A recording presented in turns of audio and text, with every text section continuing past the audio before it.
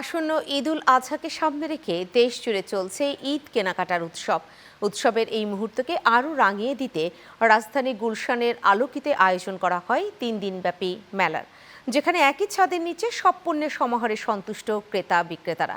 নামির আহমেদের প্রতিবেদন। যতদিন ঘনিয়ে আসছে রাজধানীর বিভিন্ন দোকান এবং শপিং মলগুলোতে বাড়ছে ক্রেতাদের ভিড়। তবে এবার ঈদের কেনাকাটার ক্রেতাদের পছন্দের স্থান আলোকি।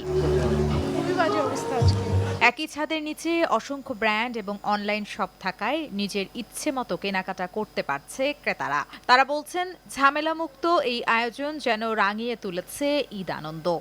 এখানে একটা ছাদের নিচে আসলে সব ধরনের ড্রেস পাওয়া যায়, চয়েসের একটা অপশন থাকে যে অনেক ধরনের ড্রেসের মধ্য থেকে দেখে নেওয়া যায়। কটনের কিছু পাকিস্তানি ড্রেস, ইন্ডিয়ান ড্রেস, কাফতান আছে।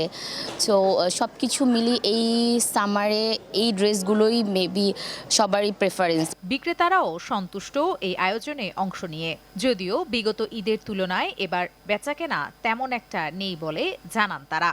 রমজানের যেরকম সেল ছিল এখন ওরকম নেই, রমজানের তুলনায় অনেক কম।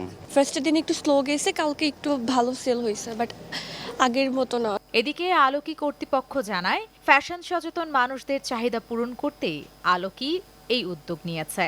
এই কমিউনিটিটাকে একটা কানেক্টিভিটি করার জন্যই বেসিক্যালি আমাদের এই আয়োজনগুলো।